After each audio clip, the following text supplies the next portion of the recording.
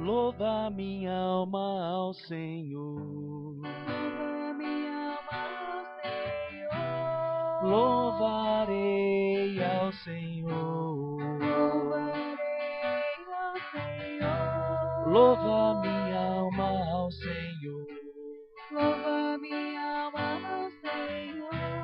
Louvarei ao Senhor.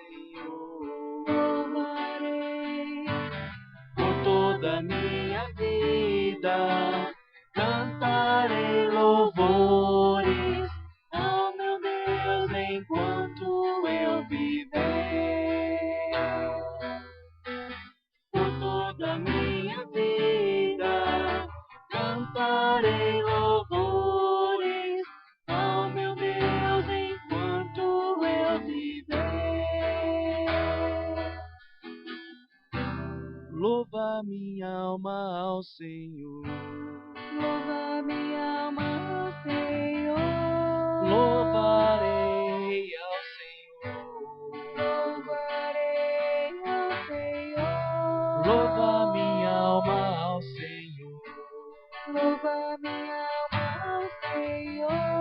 Louvarei ao Senhor. Louvarei Por toda a minha vida cantarei louvores ao meu Deus enquanto eu viver.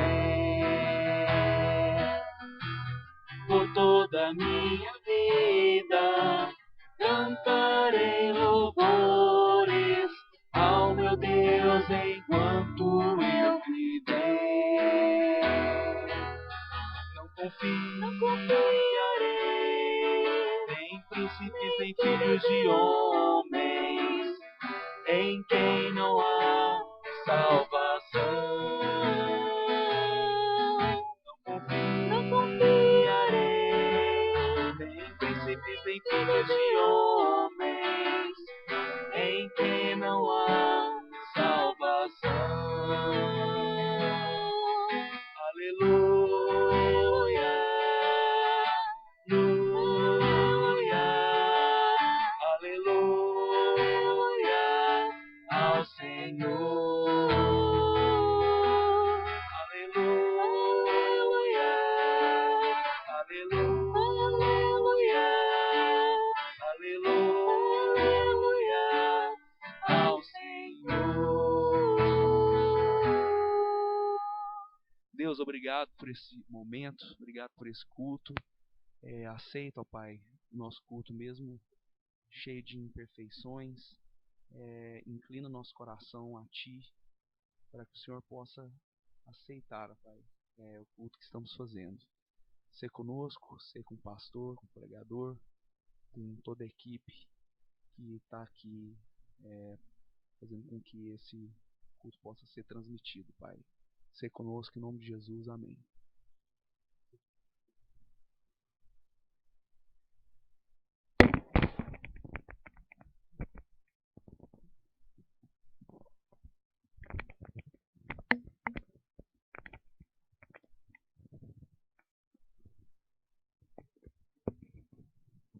Queridos irmãos, a graça e a paz do Senhor Jesus seja com todos. Realmente é uma grande alegria poder, mais uma vez, comunicar a palavra de Deus a todos vocês nesta noite. Quero agradecer ao reverendo Felipe, saudá-lo, pela nova companhia em casa, Pedro, a Thaís e o Rafael. Que Deus os abençoe muito, reverendo Felipe, e também toda a Igreja Mosaico.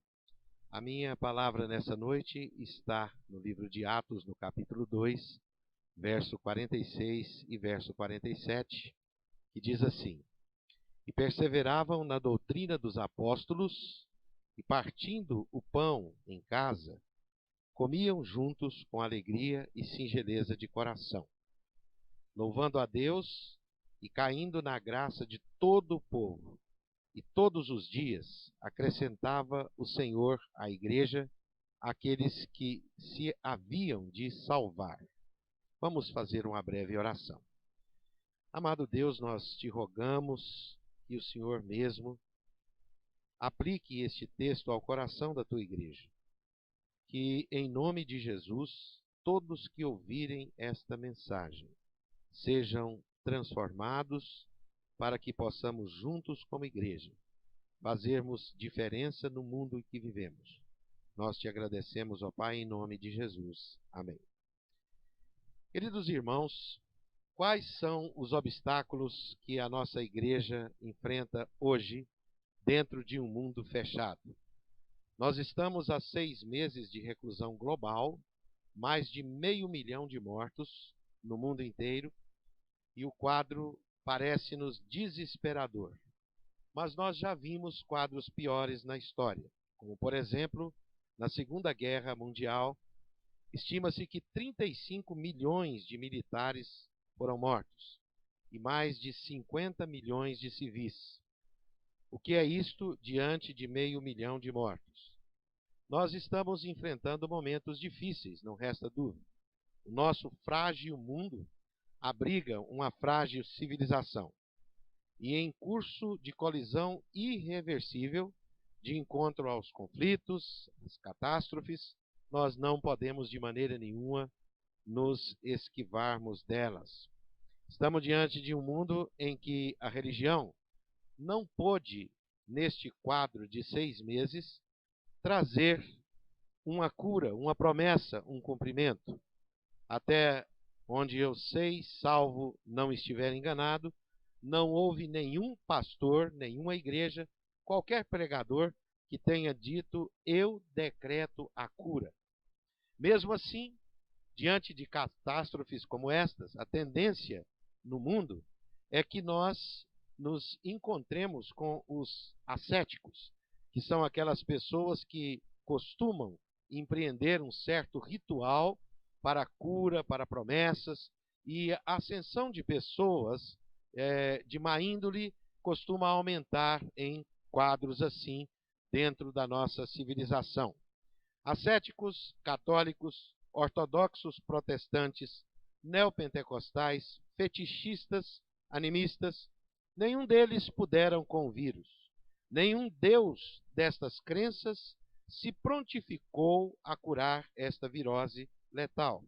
Estamos no aguardo científico de uma solução para a nossa crise. E diante de um quadro assim, a minha pergunta é: como nós, sendo igreja do Senhor Jesus, podemos fazer diferença dentro deste mundo que caminha cada vez mais para um ateísmo ou para o outro lado, radicalizando um ascetismo religioso? O que nós devemos fazer? Acredito que o texto que nós tomamos por base nos dá uma ideia. O livro de Atos, todo ele é um diagnóstico da civilização e é também uma receita de como os cristãos fizeram diferença naquele mundo, naquele tempo. Vamos ver o que este texto aqui nos mostra? Vamos observar alguns detalhes importantes. Uma igreja estava nascendo dentro de uma cultura social em conflito. Os judeus, por um lado, os gregos, os romanos, impérios, prisões, delações, revoltas, fome, pestes no Império Romano, religiões distintas, etc. Talvez, quando você lê o livro de Atos, a primeira impressão é que aqueles crentes não enfrentavam problemas. Deixa rapidamente eu dizer uma coisa aqui. Estava começando, neste período, nas regiões mais longínquas do Império Romano, fronteira com a Pérsia, uma das doenças mortais que avançaria tremendamente entre os romanos. Lá pelos anos 250, ele dizimaria cerca de 11 a 15 mil soldados romanos por dia. Então, nós estamos dentro de um quadro de promessas em que a igreja tem que se portar diante de um mundo e levar uma mensagem diferente, com todos os conflitos, com todas as dificuldades que temos hoje. Ora, o desafio de prosseguir é outra coisa que encontramos aqui dentro deste texto. Cristo havia dado ordens à igreja: ide, fazei discípulos até os confins da terra. Ele sabia muito bem que todas essas dificuldades os discípulos haveriam de enfrentar, trabalhando, pregando o evangelho e fazendo discípulos. E o começo foi Jerusalém. Não podemos esquecer, no entanto, que os apóstolos que começaram a pregar aqui, logo no capítulo 3 de Atos, enfrentariam uma grande oposição. Pedro e João foram chamados pelo Sinédrio, e aquele homem que fora curado passou por uma tremenda saia justa, porque ele foi acusado de não ser doente e foi curado. E era um doente que estava ali, e desde de nascença ele era assim. Isto mostra-nos o desempenho, daqueles líderes judeus de não conhecer as pessoas que estavam assentadas à porta do templo. Mas no capítulo 7, a igreja enfrenta um martírio, a sua primeira perseguição. O primeiro mártir da igreja, Estevão, morre apedrejado aos pés do Sinédrio e Paulo segurava as suas vestes. Bom, este é o retrato desta igreja do livro de Atos. Vamos então pontuar as coisas que fazem com que esta igreja seja diferente, não obstante todas estas dificuldades. Vamos observar que estas pessoas, estes irmãos, não eram diferentes de nós hoje. Eles tiveram as mesmas resistências, os mesmos problemas, os mesmos desafios. E quando olhamos para a nossa igreja, neste mundo que está fechado, de tantas interrogações quanto à mensagem que pregamos, nós nos perguntamos: o que eu vou fazer? E agora? Ouvindo pessoas dizerem constantemente: pastor, eu estou com tanta saudade de voltar à igreja, de abraçar os irmãos, de estarmos juntos. Mas, querido, e se as coisas tiverem que piorar? O que é que nós vamos fazer? E se os charlatões começarem a crescer? Se os cristãos que estão lutando partidariamente, politicamente, eles evoluírem, como que a igreja autêntica de Jesus há de se portar diante de uma situação como essa? Eu acredito que, olhando para o livro de Atos, nós temos uma resposta cósmica. Não é uma resposta só para aquele tempo. É uma resposta para o nosso tempo e para os dias que ainda virão, para os próximos milênios, até a vinda do Senhor Jesus Cristo. Observemos aqui, em primeiro lugar, que são 4 circunstâncias importantes que esta igreja de Atos vivia e 4 coisas que eles se relacionavam entre si para que a sua fé, para que o testemunho desta igreja fosse conhecido, para que eles pudessem viver. Em primeiro lugar, eles mantinham um relacionamento sério com o ensino dos apóstolos. Observe que o texto diz: e perseveravam na doutrina dos apóstolos. O ensino foi o ponto de partida. O ensino que aquela igreja estava vivendo era um prolongamento do ensino de Cristo, por isso o ensino dos apóstolos. Quando nós falamos de ensino apostólico, nós não estamos nos referindo aos atuais apóstolos que temos em nossos dias. Estamos nos referindo aos apóstolos que foram chamados por Jesus e designados diretamente por Jesus. Estes mesmos apóstolos tiveram a oportunidade de conferir o apostolado a outros apóstolos, que a Bíblia cita somente 2. Estes apóstolos, sim, eram aqueles que estavam perto da igreja e a igreja próxima ao seu ensino. Outra característica destes apóstolos é que eles foram chamados para martírio. Por isso, Jesus Cristo diz assim, que eles teriam que ser testemunhas. E, nesta ocasião, Jesus emprega a palavra mártires, que eles teriam que ser mártires. Todos esses apóstolos que foram citados nas cartas paulinas, nos evangelhos, morreram de forma martiriosa ou foram mártires. Ao contrário do que se vê dos atuais apóstolos, com seus jatinhos e com seus iates e grandes propriedades, grandes somas, fazendas, bois, eles não tinham nada. Portanto, o ensino deles é destacado, está nas Escrituras. Estes apóstolos tinham credenciais, porque eles viram Jesus, andaram com Jesus, aprenderam com Jesus e transmitiram o ensino de Jesus. Então você me diz assim, pastor, qual deve ser a minha postura hoje na igreja diante de um mundo tão desafiador? Em primeiro lugar, meu irmão e minha irmã, esteja próximo ao ensino apostólico da sua igreja. Isto significa o quanto o pastor e aqueles que se esmeram pelo ensino da palavra estão próximos a Cristo e sua palavra. Este ensino é que deve nortear, é que deve ser o ponto de partida da nossa vida no mundo em que nós estamos vivendo. O aprendizado, a autoridade apostólica, como ela se manifesta em nossas vidas. Se você for ler todas as cartas paulinas, eu não quero traçar aqui uma teologia somente do Novo Testamento, mas uma teologia bíblica que envolve o Velho e o Novo Testamento, você verá o quanto é importante para nós, crentes em Jesus, estarmos próximos às doutrinas apostólicas.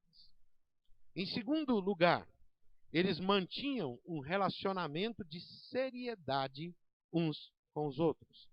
O texto diz assim, e partindo o pão de casa em casa, comiam juntos com alegria e singeleza de coração. Diferentemente da ideia de Karl Marx e Max Weber, quando eles leram essas porções bíblicas, imaginaram um mundo comum, e daí você tem a doutrina comunista sendo pregada não só como uma ideologia filosófica, mas também uma ideologia pragmática, matemática, econômica, política. Não é isso que a Bíblia está nos ensinando. A Bíblia está nos dizendo que estes crentes, eles tinham um vínculo, um relacionamento sério uns com os outros. O amor cristão é o que fazia diferença. Se nós observarmos as religiões do mundo grego, as religiões do mundo pagão, romano, e mesmo aquelas outras religiões de outros povos que se aglomeravam em Jerusalém, eles não tinham como discernir a fraternidade do amor verdadeiro. E quando os primeiros cristãos pregaram o verdadeiro amor, isto soava diferente para os judeus, porque para o próprio Jesus e na sua doutrina, a lei se resume em amar a Deus sobre todas as coisas e amar ao próximo como a si mesmo. E a prática desse amor no dia a dia, na sociedade do mundo grego, romano, fez uma diferença impactante na vida daquela civilização. Aquela cidade foi impactada pelo comportamento dos novos crentes. Eles sabiam o significado do amor. Por que eu estou falando isso? Porque o texto não está dizendo nada a respeito de uma ideologia política de comunismo, ou de socialismo, ou até mesmo do capitalismo. Não. O texto está nos dizendo que Deus é amor e que nós nos vinculamos a Ele por amor e nós nos vinculamos ao próximo por amor. Que a nossa vida social, os elementos do nosso relacionamento e dos vínculos que temos uns com os outros é o amor. Talvez você diga, pastor, mas é impossível no momento deste que nós estamos vivendo dessa pandemia expressar o amor. Amados, não é. No mês passado, quando a nossa igreja fez a campanha Mais que Irmãos, eu pessoalmente fiquei quantas vezes impactado e emocionado com algumas cenas impressionantes. De fazer o prato para uma família, de orar por aquele irmão que continuamos orando até hoje, vamos orar o ano inteiro, de nos tornar mais próximos, de conhecer o nome da esposa, dos filhos, colocá-los em oração, partilhar com eles as nossas expectativas. E aí alguém disse para mim assim, não, mas isso só dura um mês. Não, não dura um mês. Dura a vida inteira. Enquanto houver amor, haverá momentos de criatividade, haverá momentos que podemos demonstrar o amor, porque se você mandar uma carta, uma simples carta, vamos fugir um pouco dessa coisa do WhatsApp e do e-mail, e vamos escrever uma carta e colocar no correio, e você vai ver a diferença que faz escrever uma carta de próprio punho. Faça um poema para uma pessoa, entregue. Escreva um texto, entregue.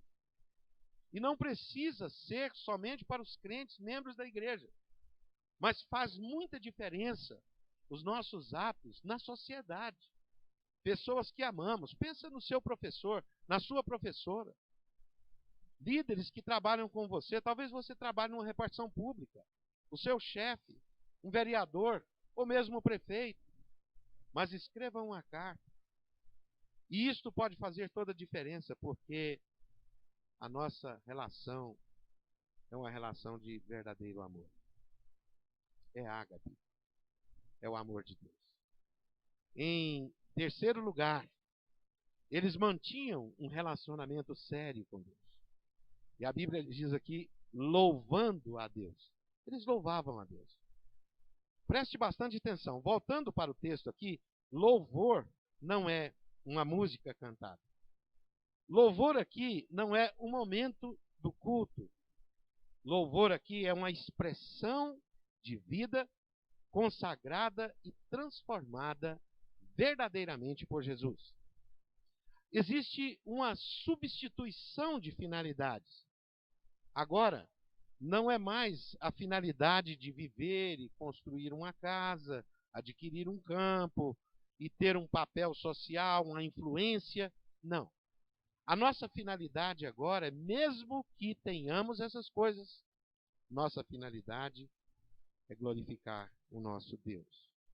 Há uma mudança de coisas aqui, principalmente na ética e na vida dos cristãos daquele tempo.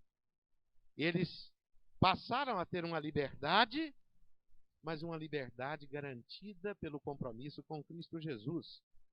John Stott, escrevendo sobre esse texto, ele diz assim que eles se tornaram escravos de Jesus. Voluntariamente se tornaram escravos.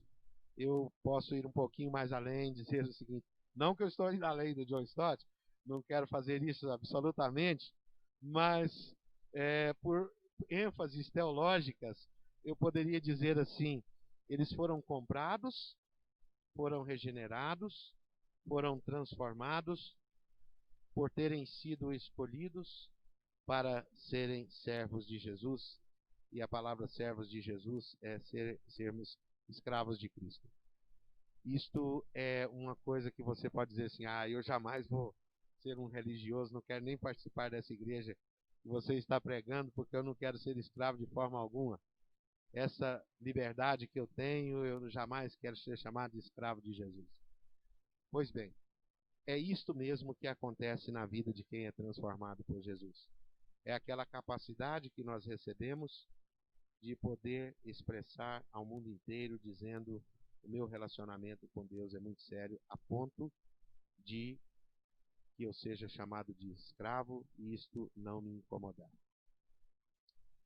A nossa primeira pergunta do catecismo é: qual é a finalidade principal do homem? E a resposta é glorificar a Deus e gozá-lo para sempre. Esta resposta, ela se encaixa dentro da interpretação do louvor desta igreja. É uma igreja que louva a Deus não como um momento de culto.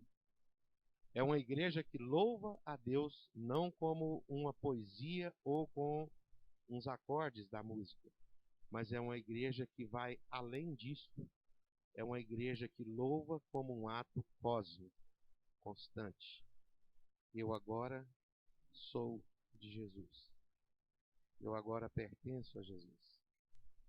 Então, esta ideia, esta mentalidade faz da religião cristã uma religião diferente no seu mundo. Em quarto e último lugar, eles se relacionavam com o mundo através da sua missão e do testemunho pessoal. E caindo na graça de todo o povo, e todos os dias acrescentava o Senhor à igreja aqueles que se haviam de salvar. Esta igreja não fazia campanhas missionárias, nem campanhas evangelísticas, nem campanhas para crescimento de igreja. Não havia nenhum outdoor, não havia nenhuma propaganda, microfones, caixas de som, etc. e etc. Esta igreja simplesmente vivia o evangelho com toda a sua simplicidade. E duas técnicas, ou seja, dois métodos, que nos impressionam até hoje. O primeiro é de relacionar-se com o mundo vivendo a sua missão. Jesus havia dito no livro de João, no capítulo 21, dizendo assim aos discípulos: assim como o Pai me enviou, eu também vos envio. Nós temos uma missão. Nós não precisamos de outra. Já temos uma. E foi esta a missão que Jesus nos confiou. Nós nos relacionamos com o mundo através desta missão. A igreja que se relaciona com o mundo, primeiramente, é uma igreja missionária. Apesar do povo de Jerusalém da igreja de Jerusalém, melhor dizendo, eles estavam se acomodando nesta dinâmica de poder pregar na mesma cidade, de ficar por ali, eles foram contristados pelas provações da indiferença dos judeus e da perseguição dos judeus. E eles tiveram que sair de Jerusalém para viverem a missão para a qual Jesus os chamou. Então, esta era a missão de pregar. Esta era a missão de anunciar o Evangelho de Jesus Cristo. Era isto. A primeira dobradiça era esta, né? Melhor. Esta a primeira dobradiça que fazia esse vínculo da igreja com o mundo. Viver a sua missão. A segunda é viver o seu testemunho de fé. Aquilo que eles criam, eles viviam. É simples assim, não tem mistério. Eu acho que nesse novo escolasticismo que nós estamos vivendo dentro das igrejas, dos pastores doutores, inventar e descobrir uma nova técnica teológica dá um destaque tremendo para a pessoa. E se você escreve um livro, com quantas mais páginas ele tiver, mais destaque, mais peso você tem como autoridade eclesiástica, né, escolástica. Mas, para que a igreja viva e faça essa diferença, apenas duas coisas são necessárias no mundo que nós estamos vivendo. Seja ele aberto, seja ele fechado. Primeiramente, vivermos a nossa missão. E, em segundo lugar, darmos testemunho de Jesus. Falarmos daquilo que ele fez por nós. Contarmos ao mundo aquilo que ele nos deu para contar. Transmitir às pessoas as palavras que ele nos entregou. Eu quero finalizar esta palavra nesta noite, lembrando uma experiência muito interessante na minha vida. Em 1957, na Inglaterra, surge um grupo de jovens que eles se agrupam para evangelizarem universitários. Esses jovens crescem na Inglaterra durante 3 anos, se expandem para os Estados Unidos. No ano de 1960, na América Latina, 2 missionários vindo para o Brasil, Robert Young e Ruth Simmons, eles marcam o início da Aliança Bíblica Universitária no Brasil. Depois, na década de 70, em todas as escolas do Brasil, praticamente todas as faculdades, nós tínhamos grupos da ABU que pregavam o Evangelho. Eu me lembro de ter participado de um dos grupos da ABU no final da década de 70 para o início da década de 80, Eu era um adolescente ainda e já tocava violão, então alguém me levou lá para poder tocar num grupo que se reuniu na porta da Faculdade de Economia de Anápolis. E nós sentamos ali, cantamos uma música inicial, chamada, a estrofe diz assim: quero falar de uma coisa, adivinha onde ela anda, deve estar dentro do peito, bem mais perto que pensamos. Essa é uma música de Lô Borges e Milton Nascimento, e naquela época era uma música contestadora. Nós levamos uma caixa de som, eu estava tocando violão, e uma patrulha militar chegou e pediu que nós desligássemos a caixa para não influenciar outras pessoas. Eu vivi essa época, eu sei mais ou menos contar o que é isso. Mas olha, gente, tinha tantos jovens ali naquela noite. Não necessitávamos da caixa, não necessitávamos de todos os instrumentos, mas havia no nosso coração uma pujança, uma alegria, uma vontade de testemunhar. E confesso para vocês que dificilmente tenho encontrado na igreja um sentimento como aquele que nós tivemos naquela década. E pregamos o evangelho ali. Daqueles movimentos que fazíamos nas universidades ali em Anápolis e nas escolas públicas, depois o Clubão, Mocidade para Cristo, e levando o violão para a sala de aula. Quantas pessoas ouviram o evangelho e foram transformadas? Com muita simplicidade.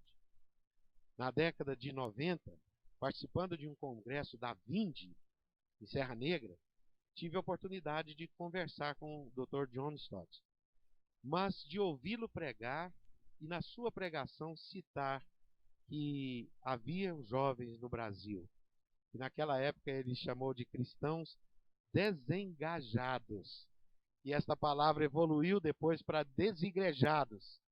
E estes cristãos desengajados, segundo John Stott, quem eram eles?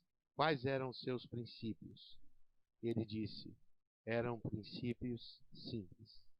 Eles apenas queriam encontrar nas igrejas um lugar onde houvesse o ensino apostólico, a seriedade dos relacionamentos uns com os outros, uma seriedade no relacionamento com Deus e o relacionar-se com o mundo através de missões e de testemunhos pessoais.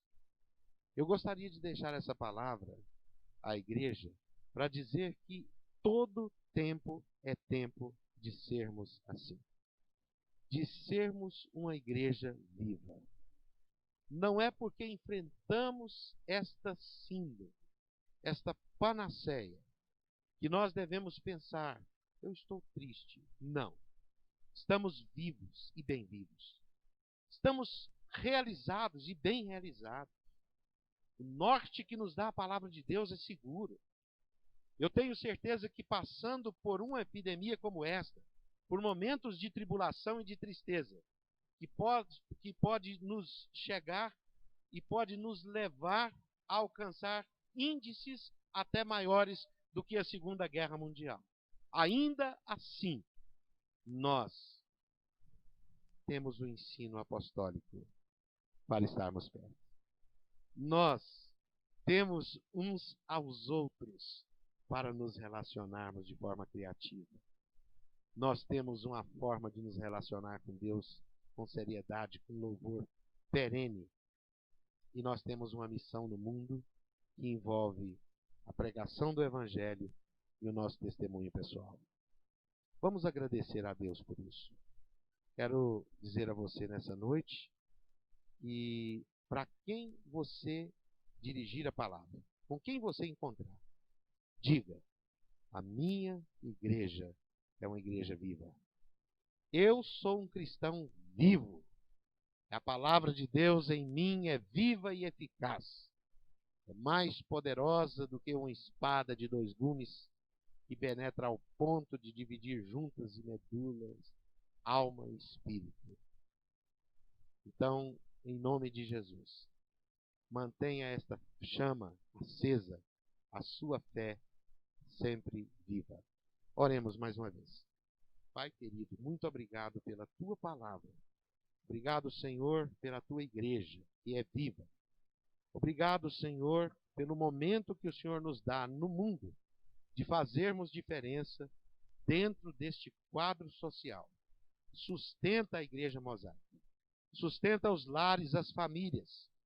Guarda, Senhor, os nossos filhos, os jovens, para que eles também testemunhem dentro da sociedade, com a sua fé, os valores que temos de Jesus.